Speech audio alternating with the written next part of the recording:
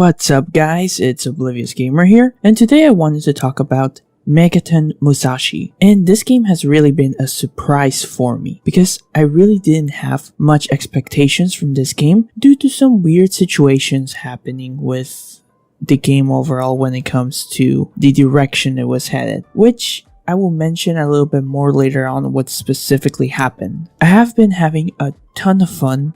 It feels fantastic. The amount of detail in this game is insane. Building your own mech with different parts is fun. And the soundtrack, I feel, is very good. I just love hearing some of the amazing songs when they play out. That sometimes I just pause the game. I'm just like listening, just bopping to it. All of this is why I believe Level 5 needs to bring this game here to the West because you guys are just missing out so much, especially mecha fans. Now, before I continue, if you like the content, don't forget to subscribe. So Megaton Musashi was a game that was actually announced as a cross-media project like back in 2016 with an animated trailer. This game I feel has been through some interesting changes. Now, I want to focus more on the game and talking about my experience, so I really won't be going deep. I do have a small video where I talk more in depth about this, but I'll just be summarizing what happened. So Megaton Musashi is an action mecha RPG, and this game has changed the design of its characters throughout the development. Like,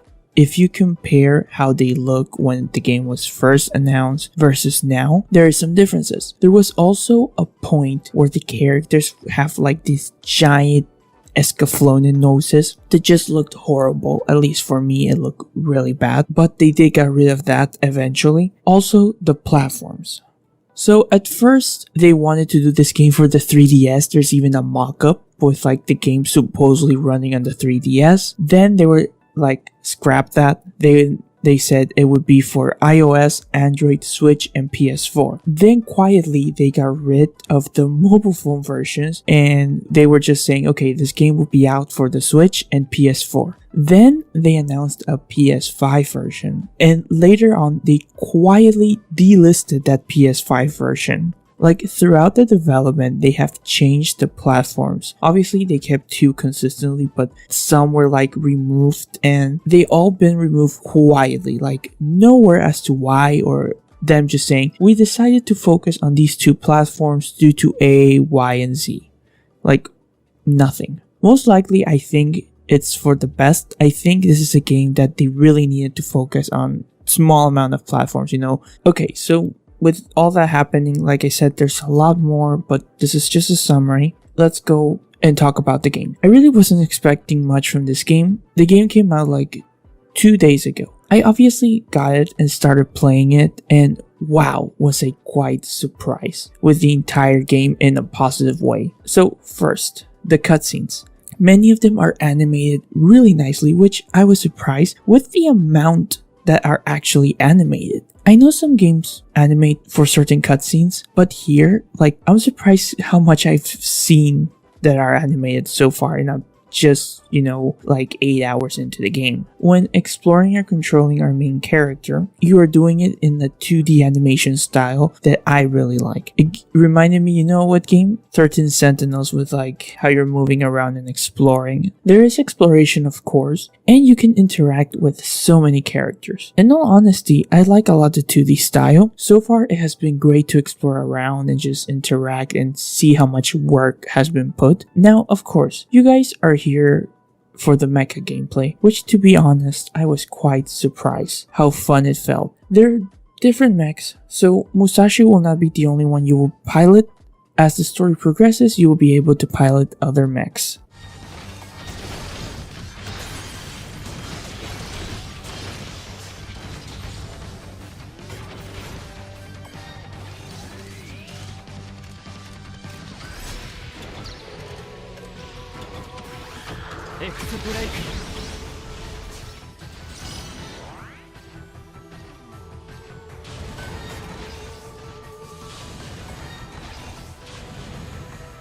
So the game is surprisingly fun. It also runs well enough. There are moments that there are hiccups, but overall I am surprised how well it performs. Your mech offers quite the amount of ways to engage and fight. So to begin, movement is fun, so your mech has a boost which refills very quickly the meter. And there's a lot of options for that boost. You can do like a short dash, to a dodge, to jumping high and boosting in the air, to quickly just boost and move around to different areas. You will have access to 3 melee weapons and 3 range weapons. You can use 1 melee weapon and 1 ranged weapon at a time, but as I mentioned, you can carry 3 of each during the mission, and there are a decent amount of variety of weapons. Your melee weapon has access to like a normal attack and this charge attack that you can do. There's also a block button. There's also abilities that you can use. You have up to 4 of them at a time, and you of course will be able to mix and match like what abilities you want to use, so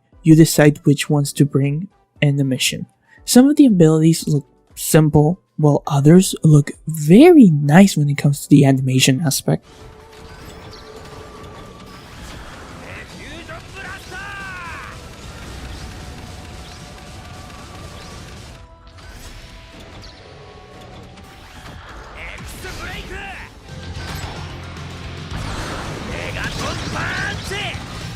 You get health by drops, and there's also a health canister that you can carry up to 5 to regain your health. There's also a repair meter above that tells you like how many lives or tries you have per mission. Fighting enemies can be fun as you try out different attacks and go head on. So far, the game modes have been go to an area, to another area, clear it from enemies, and finally fight a boss. Personally, I think it's fine for me. I'm having fun, but I understand for some people it could feel repetitive. After every mission, you will get some drops from weapons to gear, and here is also fun because you can mix and match what parts you want to use for your mechs. Parts also have rarity in them and rank, which also, depending on the rarity and the rank, there's stats that get to be affected. So, you're trying to build your strongest mech and you will be mix and matching a bit until you've progressed further on in the game, and you will be able to have more control into what parts you want to do, because you can also eventually craft parts, but at least so far it's more at random, unless you get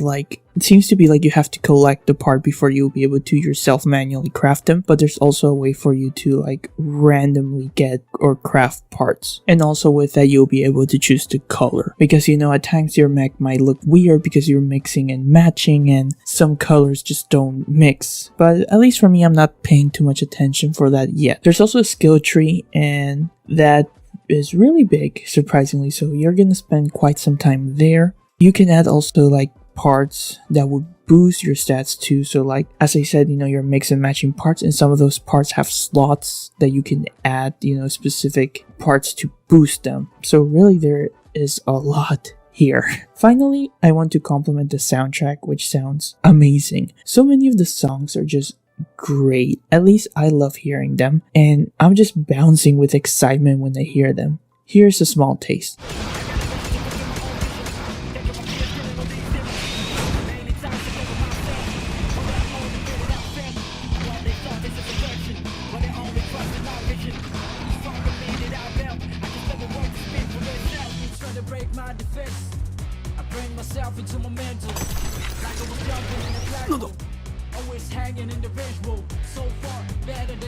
ロボットか第2ラウンド開始よ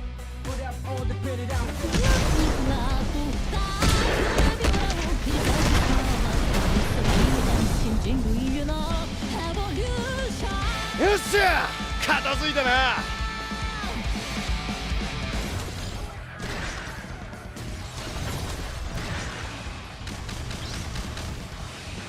Personally, after playing this game for some time, I have been having a lot of fun.